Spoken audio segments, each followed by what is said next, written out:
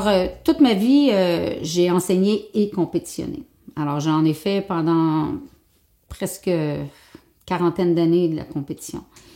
Et puis, arrivé à un certain âge, à un moment donné, on fait des choix. Et moi, mon choix, c'était de voyager et d'enseigner.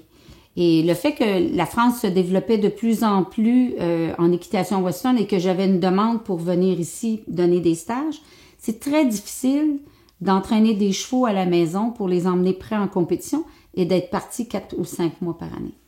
Alors, ça m'obligeait à avoir des chevaux, ça m'amenait à avoir des chevaux qui étaient pas prêts. Je voulais pas ça. Moi, si je m'investis à 150%.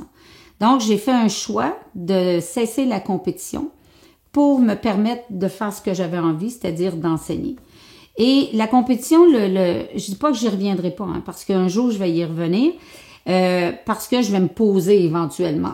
Mais là, pour tout de suite, j'ai pas envie de me poser. J'aime ce que je fais, j'aime voyager. Donc, je continue à vivre la compétition à travers mes enfants. Le fait que mon garçon, ma fille compétitionnent, je suis là avec eux régulièrement. Quand ils font les compétitions importantes, j'y suis. Je continue à monter avec eux. Donc, je garde quand même ma partie compétition, entraînement, d'apprendre, d'évoluer au niveau des techniques d'entraînement. Mais je le vis beaucoup à travers eux, si tu veux, au niveau de la compétition. Et en même temps, en tant que juge, parce que en jugeant, ben, t'es continuellement dans le milieu. Donc, j'ai pas cessé d'être dans le milieu, sauf que je le fais plus personnellement. Et je vous dis que ça me manque. C'est quelque chose qui me manque terriblement. Mais à un moment donné, ben, c'est ça. Il faut faire des choix. Et mon choix, c'est ma famille et l'enseignement que j'ai priorisé depuis 4 ans. Mon petit rituel pour lorsque je me préparais avant d'entrer en compétition, puis c'est quelque chose aussi que je demande à mes élèves, parce que je pense que c'est quelque chose qui est important. Avant d'entrer en compétition, il faut s'installer dans une bulle. Je pense que c'est important de revenir sur soi. Alors, moi, ce que je faisais, c'est que je revoyais mon parcours. Ok, je fais le parcours que je vais. Je marche mon cheval, puis je fais mon parcours. Mais je fais pas juste mon parcours en disant, OK, on commence l'évrier à droite, à gauche. Je le vis.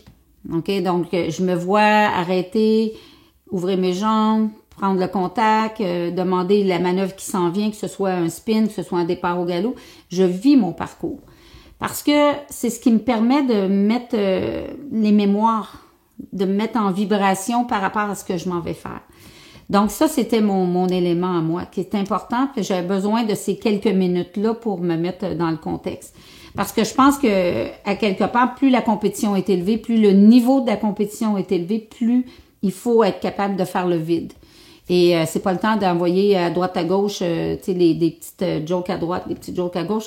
Peut-être que ça te décompresse, mais t'es pas en focus de ce que tu t'en vas faire. Donc, c'est important de laisser c'est pour ça, moi, je laisse ma personne tranquille. On prépare le cheval et après, elle s'en va marcher son cheval ou elle trotte son cheval puis elle se met dans son rituel.